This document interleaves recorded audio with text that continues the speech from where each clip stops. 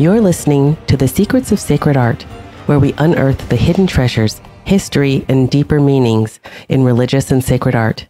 We're your hosts, Alix Murray and Kathryn Laffrey. Welcome to episode 25, Miracle of the North, the Lindisfarne Gospels. In this episode, we continue our deep dive into Celtic, sorry, I almost said Celtics basketball, sorry. not their sacred arts. Yeah, Celtic sacred art. Yes, thank you. Yes, with the incredible details and engaging images from the Lindisfarne Gospels.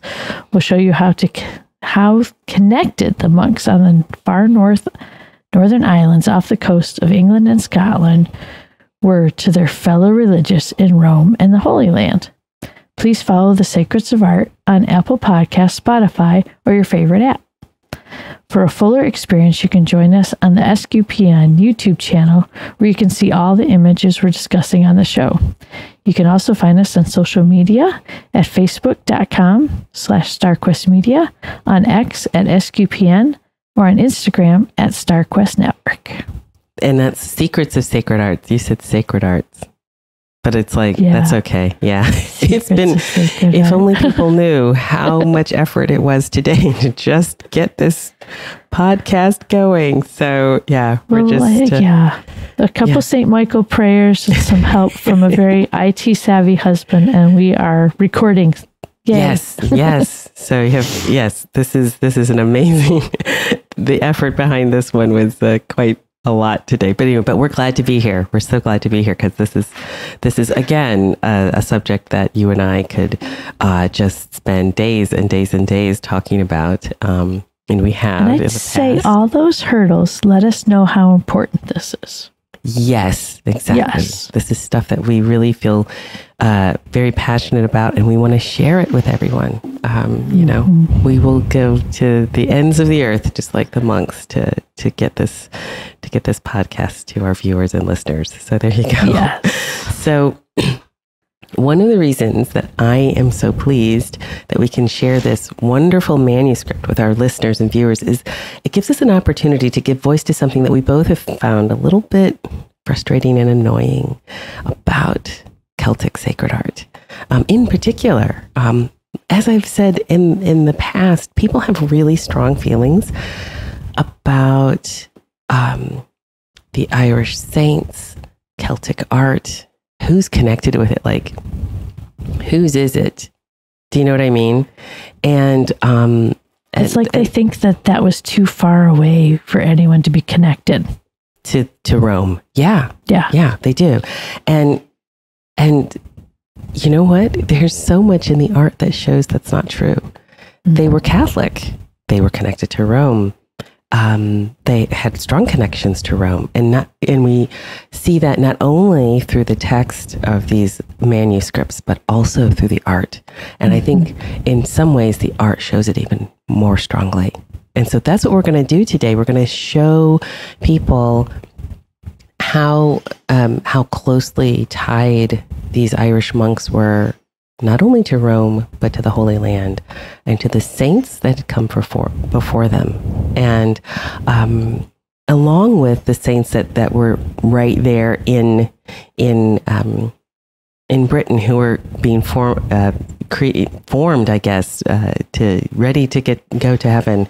And so anyway, so it's really exciting, and I think kind of important to really show this connection, that these were monks that we have a lot in common with, and or I would say saints that we have a lot in common with, and saints who are connected to us today. So there you go. And so, like I said, we're not necessarily going to go into a lot of the imagery in terms of explaining the imagery the way we did with the Book of Kells, because if you've seen or heard the Book of Kells podcast, we're moving forward in this. So you're going to be able to use the knowledge and the things that you learned from our podcasts on the Book of Kells, and you're going to be able to apply it as you're just sitting and looking at these images. So we don't need to go over that anymore. We're going to, it's going to be a completely different approach to this one. Yes. So there you go. So how about we start with a couple of slides here? So this one, so Kathryn, you want to maybe share, hopefully everyone can see a little bit of what this one is, but why don't you tell us what this is, a little bit of this image. Well, I'm guessing it's a key row. It is. Yeah. Yeah. I could tell from the fancy little X and the little P symbol. Yeah, exactly. Exactly. And this is just something, just take a look at the details in this.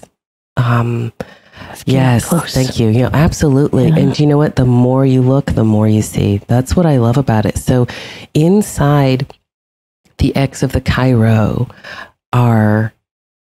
they're birds with long necks, probably, let's say they're probably storks or swans, and they are making up the knotwork of the X, which is could that be column? Who had the cranes, the pet cranes? Columkill. Columkill. There you go. Columkill's cranes. They could be. Exactly. And you can see their feathers and their wings, and they're biting something. And it's kind of hard. So they're biting this red knotwork, but it could be, and some of them are even biting their own necks. It's just the twisting and the turning of the birds in the X, and then you've got all of the different Celtic knotworks and the spirals, and you can see even on the edge a number of not only birds, but it looks like there might be a dog or some kind of beast as well intertwined into all this. Yeah. And even in the center of the circles. Yeah. They almost look like little eyes on, is it a fish? Is it a bird? I know. Is it a bird? Is it a plane? No. Yeah. So, and also, we're going to have a lot of these things in the show links, but I used a really, really good book, and I'll show everyone just the cover of the book that I used that goes into a lot of this. But the math, the knowledge of maths behind being able to create something like this was really, really at a very high level. Everything was at a high level in this. Wait, everything. You said maths like mathematics. Yes. Okay. Yes. For a second, I thought you said maps. No. You know me and my maps. So that's true. No, it's like, oh, you're going to get all excited. No, maths. Sorry. So math, I guess, is how you would say it in the United States, but here they're maths because that encompasses all of the different disciplines. But also, one of the things, and think about this, Kathryn, this doesn't really show in the photographs, but I'm sure it absolutely shows up when you see the Gospels in real life. They used gold to highlight certain things on this particular image. So I don't know if they've outlined, I don't know if the border of the X and the Chi-Rho and the R were bordered with gold leaf, but inside the little diamonds and triangles, they would just do hints of gold leaf. So there would be glittering and just amazing. Absolutely amazing. So this is I would love to view it by candlelight. Yes. Yeah, absolutely. That would be fascinating to see it as it was produced. So you would have seen that flickering of the gold with the candlelight. Or even, how about at sunrise? Oh, yeah. Wouldn't that be amazing? Yeah. Oh, morning mass and have that thing glittering at you as the light comes through the window. Yeah. It's just, it's so incredible. And so this is just a little bit of this. I just thought we wanted to get this started off with kind of a big show. And this is just a little part. If we showed the entirety of the Chi-Rho page, which I can't remember if we do or not at the end, but anyway, take a look at it. But and we had it on the previous episode. We did. We had it comparison. Yeah. So you can say, look at the variations of this Chi-Rho page, and but I just wanted to get it up close and personal because it's something that you could just stare at literally for hours. Really, it's incredible. It's incredible. So let's see. Shall we go to the next? Yeah. Yes. So here are a couple of other examples of the detailed work of these. So this is from one is from the incipit page of Saint Jerome's letter to Pope Damascus. Oh, so wow. So that's not part of the Gospels themselves, but this is part of the letter of Saint Jerome, because this was written in the Vulgate. This was the Vulgate translation of the Gospels. And then the second one is the first page of Saint Matthew. And I just wanted to take a look. I mean, look at the detail. I just highlighted the letter U out of this. But I mean, just look at that. I mean, I would love to. Dot work. I know. And his use of negative space is incredible. What a wonderful idea. What an interesting way of highlighting something by kind of filling in all the space where it isn't. You know? See, now I wonder, as an embroiderer, which came first? Or did they happen simultaneously? All this dot work, and then there's seed embroidery that uses that same concept, where you just bring your thread up and back down, and it creates this pattern like this. It does, yeah. Well, I don't know if it is, and certainly you had highly skilled embroiderers and weavers at this time as well, and we'll go into some of that when we talk about Durham Cathedral. There's some really interesting things they have in their museums going back that are even older than this. But, oh, wow. Yeah, but I think also certainly looking at these images, and we'll show you some of this stuff, is the Celtic metalwork and cloisonné and jewelry work. You know, where they would have jewels in very, very complex pieces of, brooches and things like that. So this is, and you'll be able to see that influence, and that's kind of part of what we want to show you. But yeah, I mean, as an embroiderer as well, I immediately thought of either French knots or the seed stitch, which are it's really fun to use. I did an embroidery. I did a piece of a boar a while ago, and I just did all kinds of seed stitches all over his back and stuff. I had a good time doing it. Yes. Oh, yeah. It'd be fun to do a red on white seed stitch. Just replicate some of that would be fabulous. Yeah, it would be absolutely, beautiful on linen cloth. That's something I want to do one of these days. One of these days. Yeah. So I guess let's talk about what are the Lindisfarne Gospels. Just to give you a little bit of an idea.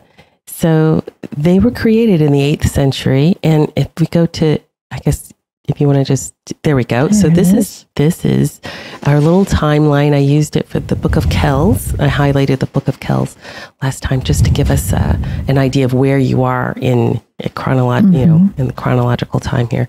And so the Lindisfarne Gospels were created in the 8th century, so about 100 years before the Book of Kells. And think about that. This is the high level of work that was being done. So you can understand how the Book of Kells was able to be rendered at such a high level, because it was already here 100 years earlier. And looking at the different insular manuscripts, you can kind of see where it falls into the order of things. And it's generally agreed that Eadfrith, who was the bishop of Lindisfarne, wrote the Lindisfarne Gospels. And when I mean write, that means he also drew all of the images. So he wrote and drew them. And he did this because he wanted to promote the cult of St. Cuthbert. And we're going to be talking about St. Cuthbert a little bit later. So he was another saint who was very influential to these Irish saints and the saints of the British Isles. And his successor, Saint Aethelwald, he is credited with binding the Gospels. So I guess they were all, however, but so he bound the Gospels. And then Blifrith, who was an anchorite or a hermit, he's credited with making the jeweled cover for it. And now this is a replica that you can see on the island of Lindisfarne, I believe. And it was this binding. No, sorry. Back up. Okay. This is on the Lindisfarne Gospels, which is in the British Museum. Okay. But I got a lot of these images from a website called Visit Lindisfarne, which has, I think, a modern copy of it, including the binding. And so the image that we're looking at now was done in the 19th century because the cover of the Lindisfarne Gospels was stolen, actually, ripped off and stolen. So is this a replica of the cover? This is a replica of the cover that is actually on the Lindisfarne Gospels. So they just gave it a new cover. But the new cover was put on in the 19th century. And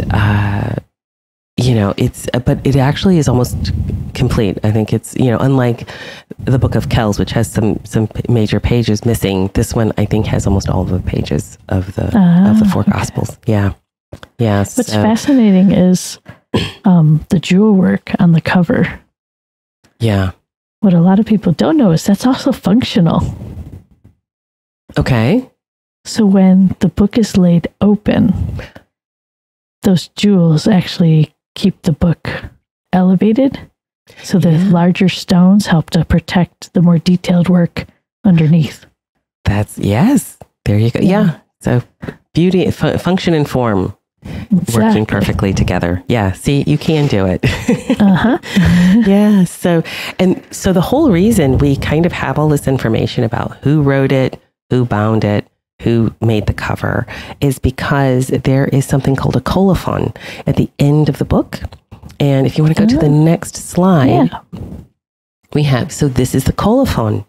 And a colophon is, as the Oxford Dictionary explains it or defines it, it's a statement at the end of a book, typically with a printer's emblem, giving information about its author and printing. Okay. Yeah. So this was done, I think this was done in the 11th century, but so it's not contemporary to the people who did it, but a lot of times this information would just be in the community. And so it was, then they made it official. So, and I even, I think the handing on of knowledge was much stronger back then than it is now. We've kind of lost that because we become too reliant on, well, it was paper. Now we're too reliant on our phones and computers. So exactly. We don't remember it as well as they used to. Yeah, because memorization was a discipline as well, and sadly something that's been lost. And so because we don't necessarily have it, we don't appreciate. And we don't believe the reliability of people who had a much more disciplined way of memorizing things than we do. We just think like, oh, everybody couldn't remember the thing that happened 10 minutes ago, just like me. Well, no, not necessarily. They would memorize things and then pass it on. And for all we know, there could have been something in the book, and this monk in the 11th century, can't remember his name, but he did list his name in here. He could have been like, oh, I think I'll just attach this, just put it in the book itself rather than have this piece of vellum or whatever that keeps falling out. You never know. Know. So anyway, so here are a couple of stats about the Lindisfarne Gospel. So the pages are 34 by 25 centimeters in size. So that's about 13 by 19 inches. So a little bit bigger than like your average book, and it has 259 leaves or 518 pages. And remember, these would have been created from vellum and from the quires of vellum. And and we talked about those again, about the Book of Kells. And it was originally bound in a jewel encrusted cover, but as I said, that's been replaced from in the 19th century. And it was made from roughly 150 calf skins. And as I'm going through these insular manuscripts, it seems like that's kind of the standard number that have been used, is about 150. I think the Book of Kells, because it's bigger, might have had more. And see, now you got me wanting to look up the significance of the number 150. Yeah, I don't know. Okay, I mean, all you viewers out there, if you got an idea, send it to our Discord. Exactly. Yeah, if there is actually why they would want to use this number. Yeah, that's. I didn't even think about that, but you're right. So, and the pigments that have been used for the images and the calligraphy kind of sound familiar now. Oak gall, red lead, indigo or woad, so that would be for the blue. Orpiment, which would have given the yellow for the yellow color. Verdigris for green. Carbon for black. Black lead for black. White lead for white. And chalk for like the beigey colors. That kind of in between. Okay. Yeah. And like I said, there is gold leaf on some of these images as well. And so if we want to go to the next slide, and so it contains the 4 Gospels of the New Testament: Matthew, Mark, Luke, and John. And this is the earliest translation of the Bible from Latin to English. Did you know that? Oh. Yes. So if you look on this particular image, now this image that we're seeing now is called the Plures Fuisse. I think that's how you pronounce it, and which roughly translates into "there were many." And this is the prologue of Saint Jerome to the Gospels. And I've put the English information, the English translation of this prologue in the show notes. So if you really want to read St. Jerome's prologue, it's there. But if you look under the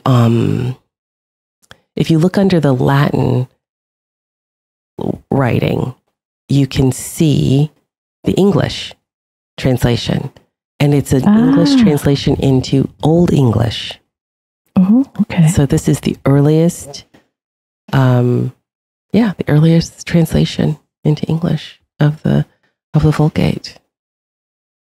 So don't let anybody tell you that Wycliffe did it, because there's a monk on an island who did it centuries before. Yeah. And it was a good translation too. Yeah. Nice.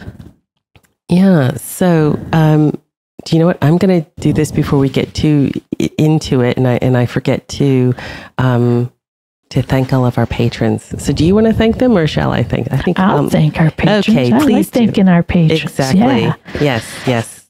All right, so we'll take a moment here to thank our patrons who make it possible for us to create Secrets of Sacred Art, including Russell T., Martin P., Hin D.P., James M., and Adam C.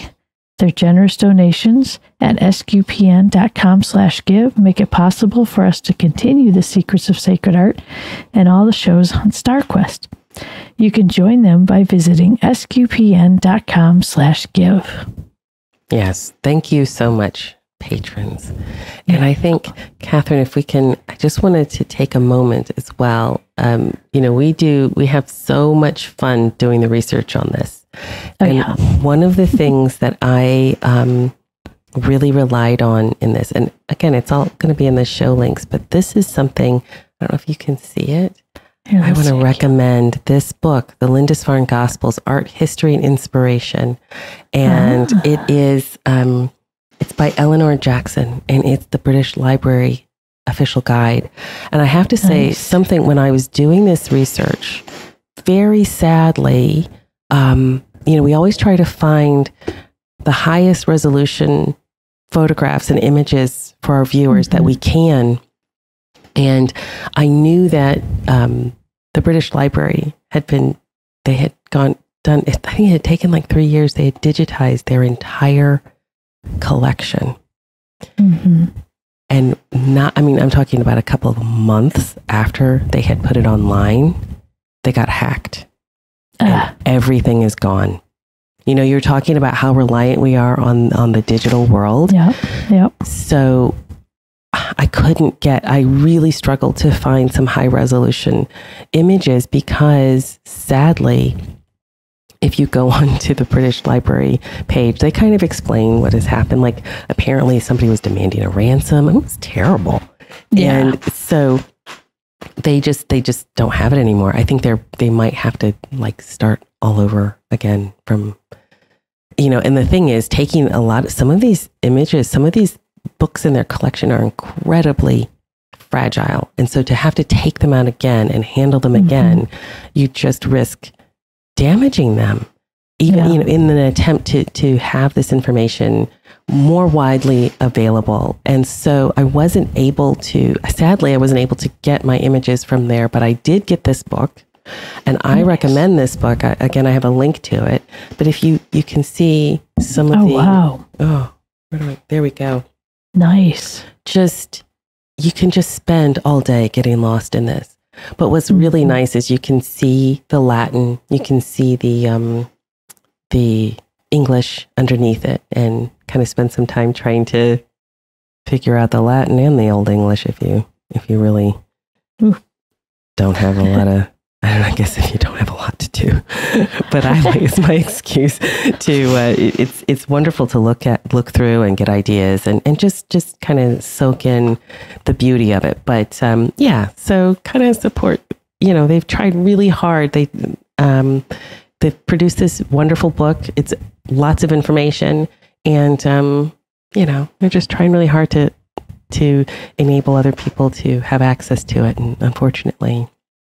It's really annoying. It's a super villain thing to do, in my opinion. Yeah, we put those links out there for all our shows where we really want people to take the time to deep dive into. There's so much more to the image to see that you can explore and have fun with and take your time with. So check it out. Go through the old episodes and look at those links, and if you can, help those different companies and museums and churches that we're sharing with you.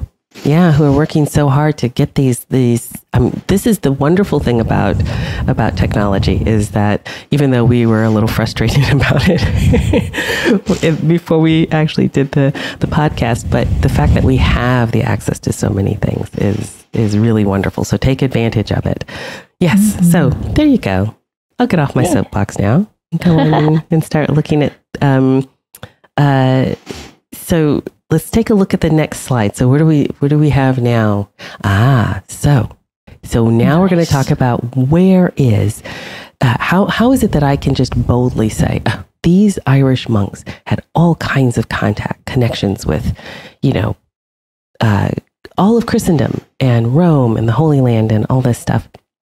And so if we take a look at some of these images, and we have on the left we have an image of St. Luke from the St. Augustine Gospels, which are contemporary with the Lindisfarne Gospels. Now, St. Augustine landed in Kent per the request of St. Gregory the Great to go and evangelize the Angles. So he was down south. There's actually a really good children's, I guess, young adult or young person's novel called St. Augustine Came to Kent. And it's all about his life. And I remember the girls read it. My girls read it when they were probably 10, 11. So, or maybe even. And St. Augustine came to Kent when? Oh, gosh. Well, a long time ago. I know that his seat was in Canterbury at one time, but I couldn't tell you. Sorry. I mean, he was pre-Lindisfarne Gospel. No? Or think he was, oh my gosh, I'm sure somebody listening will be like, oh, don't you know? You don't know. But sorry, I threw that question at Alex. She didn't know that. No, I didn't. And I don't know when I don't know when St. Augustine came to Kent, but I do know that the St. Augustine Gospels are pretty contemporary to the Lindisfarne Gospels. And so one of the things, so remember, St. Augustine was coming from Rome, and he went to England. And of course, this is the other thing. Remember, the Romans were here. Yeah.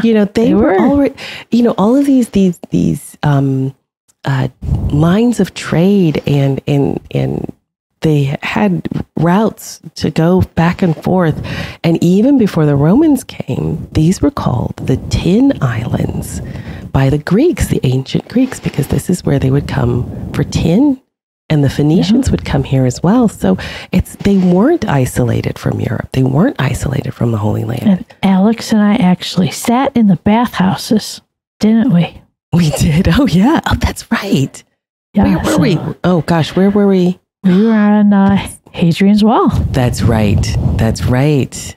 Yeah. And the latrines, which were kind of a little more communal. You were sitting in a locker room. That wasn't it. That's it. Yeah. There you go. All right. I did find St. Augustine was Archbishop of Canterbury in the year 597. Okay. So I was guessing 500s. Yeah. Okay. Okay. So he would have been a contemporary. Oh, well, a little bit older than St. Columkill.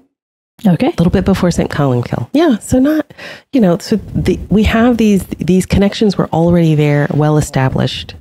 And like I said, just because the Roman Empire collapsed, they were able to maintain connections. And one of the things that the abbots in the British Isles did was they made regular pilgrimages back to Rome and the Holy Land. And St. Bede, in his history of the English people, he writes how his abbot, so he was at the Abbey of Yarrow, I think, or Jarrow, Jarrow, not sure how to pronounce it.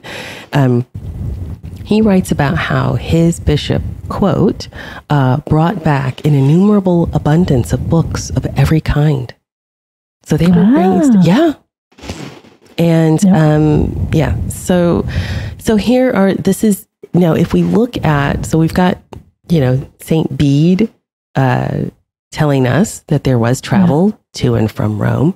We have, as I said, the activity between the British Isles and the mainland was well established and had been established in Roman times and pre-Roman times, going all the way back to the Greeks and the Phoenicians and of course the Celts. Gosh, they were all over Europe.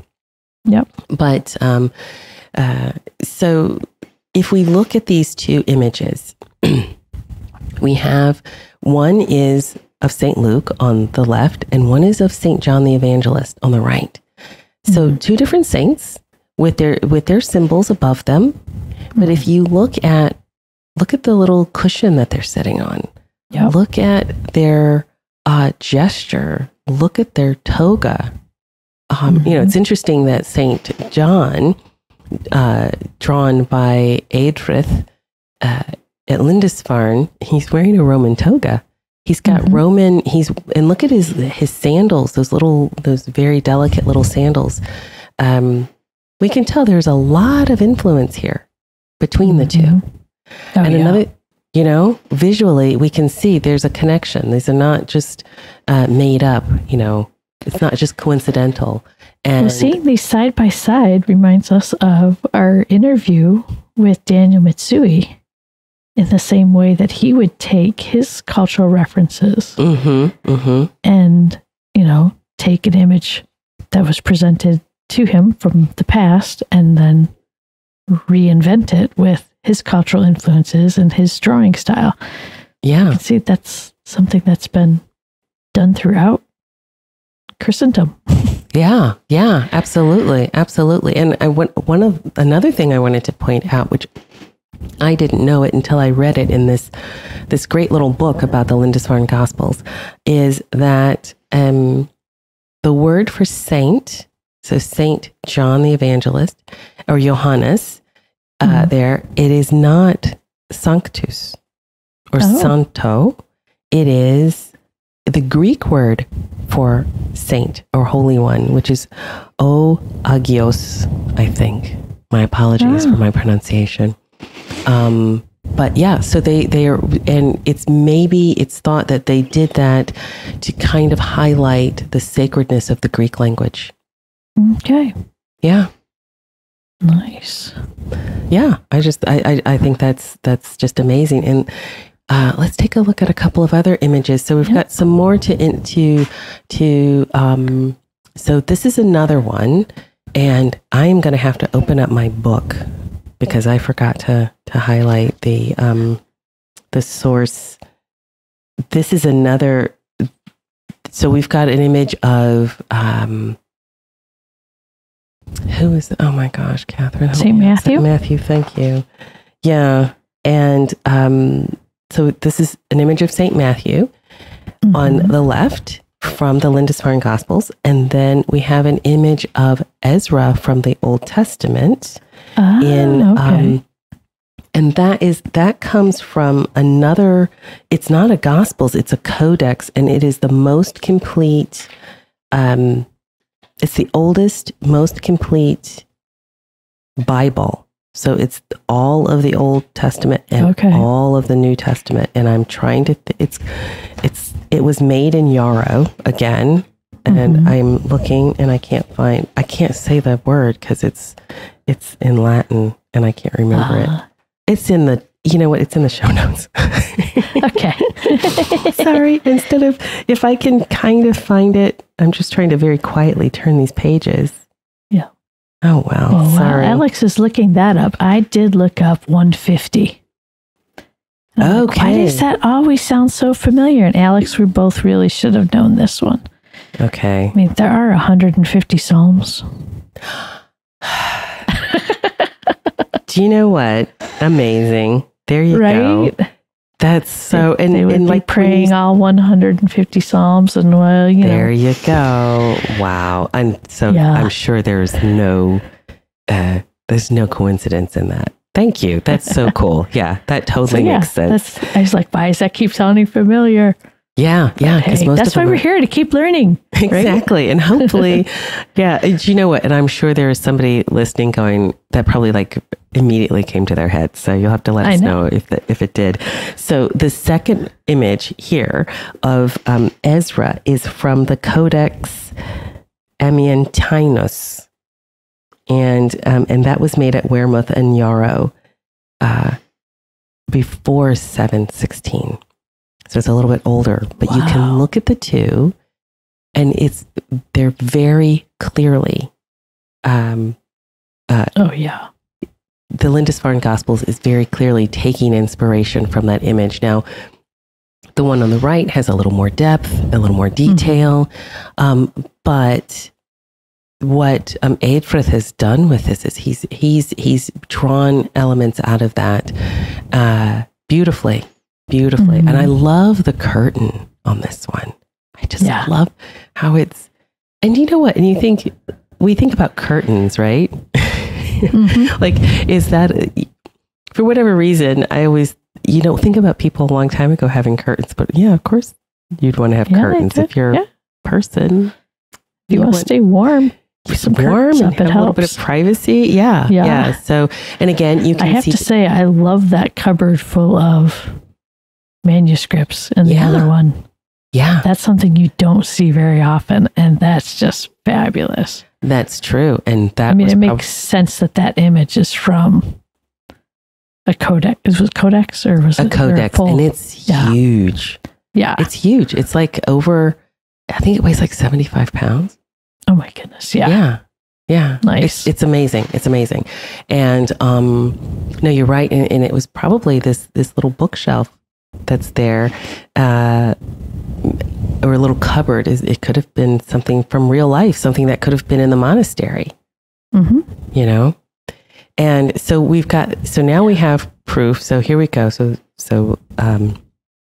Eadfrith obviously had some kind of knowledge of this image. But then if we can go to, let's go to the next one. And here we go, even more. Now, Kathryn, you found these. So how about you tell us a little bit about these and the similarities? So as soon as you showed me that, oh, you definitely were going to put the image of Matthew in here. Right away, my brain went right back to the image that's in the far right corner. And that's that Carolingian style, they call it. And I mean, you see that image once, you will never forget that image. There's something about that squiggly movement that just, you'll never forget it. Yeah, and I remember seeing it in a class and it just stuck with me. Yeah. It kind of reminds me of like the flow of his toga. It's almost like he's being the wind of the Holy Spirit, like coming. You know, I love it. I love that one. And his hair. Yeah, you can almost hear the wind. Yeah. Yeah. It's incredible. Yeah. And then the one in the middle is from. Oops, did I put the wrong manuscript name there? I did. Yeah, that's okay. I did. So the one in the middle is not not the Igbo Gospels. That's actually the Coronation Gospels.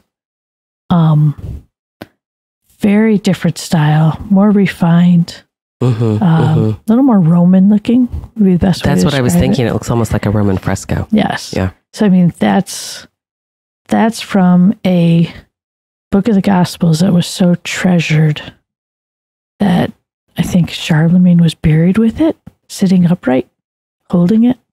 Wow. Yeah, that's if I read that right. Yeah. So, you know, it's neat to see again. You look across these three images and the continuity and yet distinctiveness.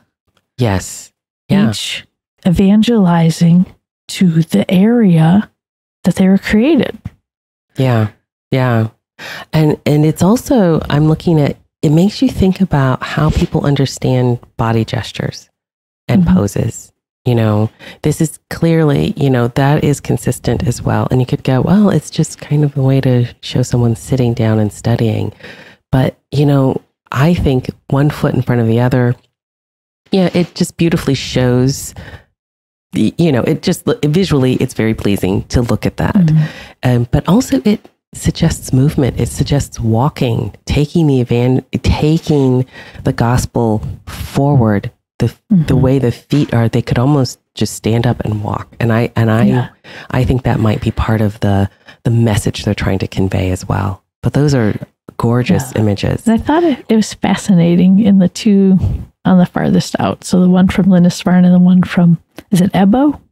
Gospel? I would say Ebo, but yeah. Okay. A commentator I was looking at pointed out that notice their pages are blank. Yeah. But then the one in the middle, which is, we'll have to fix that citation, which is actually from the Coronation Gospels. The writing's there. Yeah, yeah. So it's fascinating how it's like, it is. The one is like the beginning of inspiration and the other is like in the midst of it. Exactly. No. And I love how St. Matthew in the middle is almost like tapping his pen against his chin. Yeah. Listening. Yeah. And so this is obviously a lot of Roman influence. And if we want to go all the way back, if we want to move to the next image, here we go. So this is a pagan image of a philosopher, or Menander, the dramatist. This was from Pompeii. It was on one of the walls that has been excavated at Pompeii. But you can see, in other words, this, as I was talking about, like the way, the body position, that the gestures are something that people would understand as this is a man, a thinker, a listener, a writer, you know, that all of that, these are key things that we can look at, whether it's on an image that's pagan, or how the Christians used the language of the body to show and to communicate to the Christian audience and even the pagan audience that they were evangelizing to. These men who were writing these gospels were men of letters. There was something special about them. And I think that's a wonderful way that we can see that very strong influence from Rome in the Lindisfarne Gospels. So, but that's not the only thing that inspired the Lindisfarne Gospels. So let's go and look at the other stuff. So, wow. The other thing, oh my gosh, love this. This is from Sutton Hoo, the Sutton Hoo treasure at the British Museum, which we went to go see this summer. And there's a Netflix film called The Dig, and I watched it in my ignorance. I enjoyed it, but when I talked to archaeologists, they do not like that film at all. So I don't know what to say, folks. But if you don't know anything about the Sutton Hoo treasure, I would say look at the film. It's not bad. I didn't think it was bad, and then go to the museum or go online. Now, thankfully, the British Museum, you have access to high resolution images from the British Museum. So we do. That is great. So you can actually look at all of the treasures. It's kind of like, again, very much makes you think of Middle Earth. But this is from the Saxon hoard, the treasure of, it was a Saxon chief or king who had been buried in Sutton Hoo. And this is part of what came out of that. And so looking at this image of this purse, that's what this is called, just like the top of a purse or a bag or something. Oh, like that fold over clasp part. Yeah, it's the fold over. Yeah. Yeah. You can definitely see how the Eadfrith was and Celtic art in general, the sacred Celtic sacred art was definitely influenced by the zoomorphic imagery of the Anglo-Saxons. And so this king or whoever was buried, he was not Christian. But look at, and you know what? This is so tiny. And I just wanted to highlight just one little figurine. Of course, I was thinking about, who was it that, there was a saint. Oh, he's always depicted in icons and everything. He was killed by lions in the arena in Rome. An early. I can't remember. There's a lot his to name. choose from there as far as killed by lions in the Roman Empire. I know. So this was. I'm just thinking he was Saint Irenaeus's teacher, and he was a disciple of Saint John the Evangelist. Justin? I don't know. That was the name that came to mind. Justin Mark. Okay, Justin I thought it was started with a Polycarp, Saint Polycarp. Oh, Polycarp. Okay. So I believe I've seen images of Saint Polycarp being killed by lions. And so I wanted to highlight this little figurine. It's nothing to do with Saint Polycarp or his martyrdom, but it is some poor unfortunate soul, maybe being mauled by wolves, probably. I think about Northern European imagery, but take a look at the glasswork inside. Look at the details, the checkered pattern on that. And do you know, when they were trying to recreate some of the images or some of the pieces from the Sutton Hoo artifacts, they could not figure out how they had cut the stones, the jewels. So they had to use enamel. They resorted to enamel because they could not figure out how these stones were cut. Now, I don't think this is a cut stone. I think that, the checkerboard things, I think that's probably glass. But if you just take a look at this beautiful knotwork that was clearly an inspiration for the Celtic knotwork. And again, we were talking about some of the you were talking about in terms of the embroidery stitches and things that could be used, you can definitely tell that they were looking back to, and even contemporary goldsmiths and metalworkers, because they were highly skilled. I mean, just look at that. Yeah, it's amazing. So what's the approximate date on this one? Oh gosh, Sutton Hoo. I did it again, didn't I? I know. Alex? I want to say it's probably from the 500s. Okay. Yeah. So older than the Lindisfarne Gospels, but they had this stuff around all the time. I mean, this was buried, but people were also walking around with this stuff, or at least kings were, it was hidden away somewhere, except for special occasions, just like anything else. Yeah. So not your average woman's purse? No. Not the average woman, that's for sure. Well, this would have been for a king. Yeah. But the Sutton Hoo, like I said, I highly recommend people take a look at the, if you can, online for the British Museum. Again, got links for it. But it's beautiful. Beautiful work. And here are a couple of other ones. Now, this is from the Staffordshire Hoard, which is just a little bit north of me. And I believe this was discovered in the 1990s. So we're still discovering things in this country, which is so cool. Yeah. And get out there, Alex, and dig through your yard. Do you know, I have found some things in the garden, but I'm just lazy. Like I found little pieces of tiling that looks, it looks really, really old, but I can't be bothered. And once I think I found some Roman glass on a walk, and I also found a pottery sherd, as they call it. I always say shard, like a bit that looked really, really old.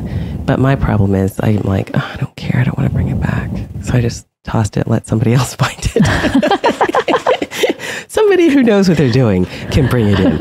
I just don't know what I'm going to do with it. So yeah, so I have found some things out here, but yeah, not exactly archaeologist material here. I just can't be bothered. That's so weird. But anyway, now that I'm like voicing it, that just makes me sound like, what's wrong with me? But anyway, yeah, so this is something that was found in the 1990s.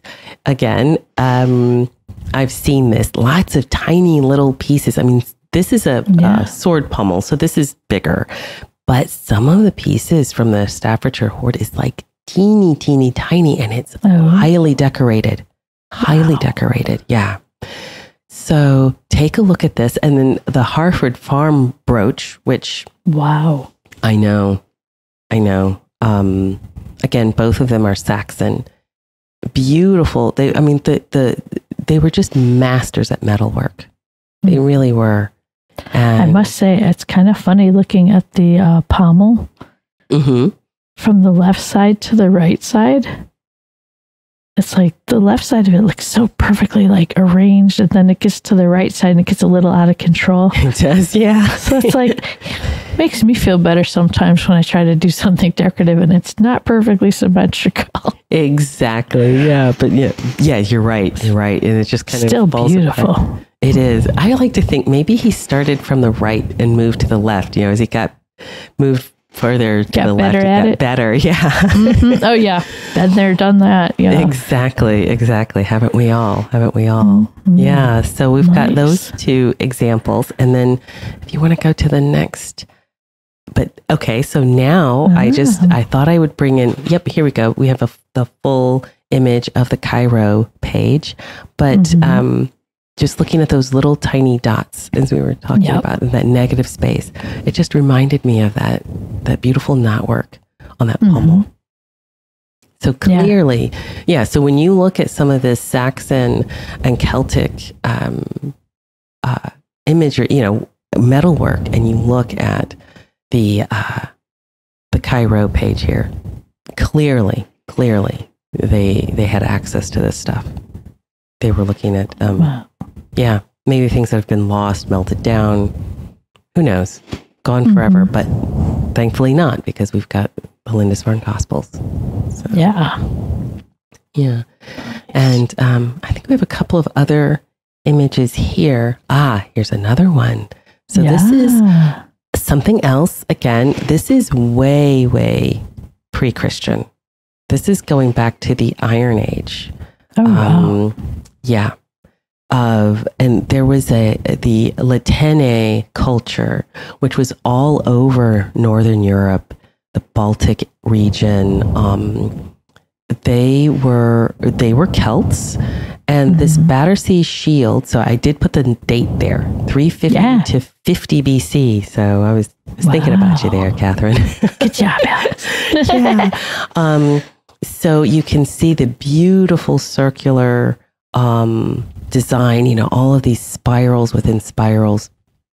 This was something that the Celts were known for, and it wasn't lost on the Lindisfarne Gospels as well. And this is one of the pages.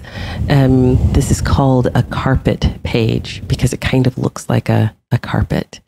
But again, it's really beautiful. And what you don't see in this image, because it's too far away, is all of that design. Those are all animals chasing each other, birds, twisting their necks around. And I think this one might even have some cats in it. I'm not quite sure. Beautifully done. There's just, the space is filled up with life. I think that's the best way to say it. But they've incorporated these beautiful spiral designs, like I said, that go all the way back to the Latene culture. And there's some really interesting things that the Latene culture had all over Europe and into Ireland as well, stonework and stuff like that. So that's another influence. You sounded like you wanted to say something, Kathryn. Yeah, I find it fascinating that this carpet page with the cross looks like the shield, since there's so many verses. The Lord is my strength and my shield. Yeah. It's like, it's a neat tie-in. I was like, that's so cool. It is. Yeah. And again, nothing was lost. They didn't push away the beauty of the cultures of the people they were evangelizing. They brought it in and they raised it to a higher level. Exactly. Yeah. It's not taking it away, it's elevating it. Yes. And showing, yeah. Which I think is an important thing when you are evangelizing. You shouldn't be pushing things away that are good and true. Yes. Yeah. Yeah. So, and then the final, the last thing I wanted to show is there are several carpet pages. This is, and I literally just thought I'd use a carpet. Now, the carpet that I have here was made in Iran around 1500. So it's obviously, there's several centuries apart, but I wanted to bring in just an example of other things I know the monks would have been exposed to because of trade, because of travel. That sort of thing. And we know they had a lot of connections with the Holy Land and the wider Christian world. And no doubt they would have been exposed to, they would have seen Persian carpets. And so, like I said, a carpet from the 8th century might not last, although I know there've been some archaeological finds around the steppes of, near the steppes of Russia and different places where they have found beautifully preserved carpets that are like 2,500 years old, if not more. Wow. Yeah, maybe even 6,000 years old. So, so this is something that they would have seen and been aware of. And of course, I thought about this earlier as I was thinking about it. So the carpets that the monks would have seen, or tapestries or anything coming in from the Middle East, we don't know. They could have been produced by Chaldean Christians at the time. True. Because this was before these countries were conquered by Islam. So some of these things would have been done by Christians. So, and I just think they're beautiful. And I mean, this Chelsea, I love Persian carpets so much. And, yeah. So they would have seen all of these things. And I hope that, people can see that they weren't just sitting by themselves on an island. And we've got all kinds of proof of that. They were truly Catholic, universal people. They were. They really, really were. And I think the fact that they were using the Vulgate, which is what I use today. That's kind of cool too. But that's what I have up over my shoulder, actually. Yes, that's beautiful. So, back in the day, there was a great tradition. This book is from the 1840s of giving a Bible like this as a wedding gift. So this is my husband's great-grandparents' Bible. Beautiful. Yeah. And you'll have to measure it. Still has beautiful images on the inside, except now instead of being hand done and with ink gall, no, these were actually beautiful etchings on the inside, and we'll have to share that sometime in the future. But this big, heavy leather bound with the clasp on it, and I keep it carefully in our little prayer corner on the stairs. Beautiful. Yeah. You'll have to measure it to see, compare it to the size of the Lindisfarne Gospel. It's definitely slightly bigger than a piece of paper, like a regular standard size piece of paper. Yeah. So it's probably pretty close. Yeah. And dang, very hefty. Exactly. Well, that's the thing. And I should also mention, a couple of years ago, I had an opportunity to see the Lindisfarne Gospels at a display in Newcastle. I was super excited about it. And I was super disappointed because the display case they put it in was I don't know, for somebody who was taller than me. So you couldn't see in the case? I could not see in the case. I was so angry. But it was the way it was just the way it was displayed was not that great. And so all I could see is either my reflection or the reflection of other people. So I'm just going to have to go down to the British Library and see if I can. Yeah, a couple years ago here in Grand Rapids at the Acton Institute, they had old manuscripts brought in from, I think it was a Texas University. I forget which one. I was shocked we were allowed to hold them. I know. It was just such a treasure, but it was shocking for me. I'm expecting something big. Yeah. But these were small, barely bigger than the size of my hand.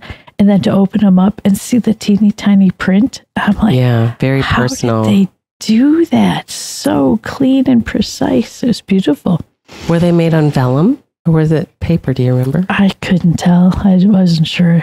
Yeah, it felt more paper-like. But okay, yeah. But they're just magnificent. They're really magnificent.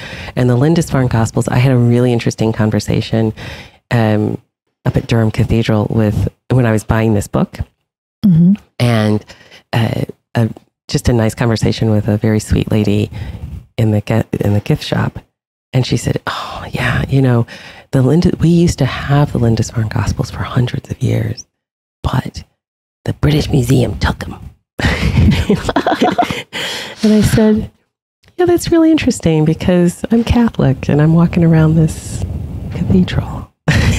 And she went, "Oh, yeah." I said, "Yeah." It's but you have to move forward. What do we do?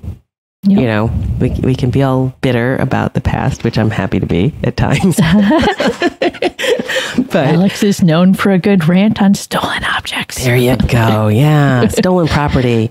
But then how do you move forward? Because that's what we need to do, move forward and take what we've learned from the past and move it forward into the future with evangelizing and understanding things and really bringing that goodness, beauty, and truth back to a world that is so desperate for it. And so we just had a really, really good conversation. And I had said, wouldn't it be neat to redo the Lindisfarne Gospels, using all the original stuff the original pigments and techniques, everything. Of course, you have to find people who can do that. We know one or two people who can do that. But rather than have it bound in a book, have it displayed in the cathedral, the whole thing, so you could see the whole thing. All spread out page by page? Yeah. Oh, okay. Wouldn't that be cool? That would be neat to see. Actually, it reminds me of an exhibit they had in the Grand Rapids Art Museum. Like I said, all these old Bibles from the 1800s and some earlier, and they had a display of all of the etchings from these Bibles over at least a 200, or not a 200 year, maybe 100-year period.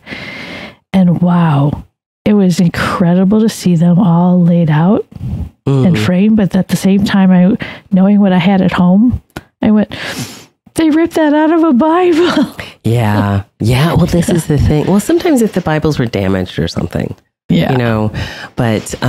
yeah, I just think something like that would be kind of neat. A little bit of a, how do you say it? Reconciliation. Yeah. Yeah. And, but we're going to be talking about the Durham Cathedral at some point, which is, can't wait for that one. Can't wait for that one. But, so I hope, gosh, we're doing really well, kind of wrapping things up. And I hope that we've been able to show people how connected these monks were to the rest of the world. And because of that connection, and as you said, Kathryn, that Catholicity, that's one of the reasons this book is so beautiful. Yes. It's because they were drawing on all these different elements, or he was drawing on all of these different elements of things he was exposed to in Christendom. And he beautifully incorporated it into this book, which is really considered one of the most beautiful books ever created. Think about that. And I didn't go into like a lot of the adventures this gospel has had, because it's not been treated very well in its past, but still maintains its beauty, as we all try to do, right? Yeah. But we'll cover that in the future. And I just hope that people fall in love with this book the way we have. Yeah. It's easy to do, isn't it? It is. It's so beautiful. It's easy to fall in love with beauty. Yeah. Yes. Yeah. So thank you for listening to the Secrets of Sacred Art on StarQuest. To find previous episodes of Secrets of Sacred Art and to send us feedback, please visit sqpn.com/sacredart. You can send us comments by email at sacredart@sqpn.com or by leaving us a comment on YouTube. And thank you for everyone who sent us comments, and it kind of comes in sparingly to us because of when we record and stuff, but there's been some good comments out there, and I really appreciate that. Yeah, really thoughtful and thought-provoking comments. Really appreciate them. Yeah. It kind of inspires us to do more episodes. Yeah, it does. And then please join us in conversation visiting the Secrets of Sacred Art channel on our StarQuest Discord community. Discord's a fun place to get a good conversation going or share pictures you found out there. Yeah. And that's at sqpn.com/Discord. And we'll be back next time when we'll be discussing menagerie in the margins, animals in Celtic sacred art. Yeah. Until then, I'm Kathryn. And I'm Alix. And we hope you find something beautiful. Bye-bye. Bye.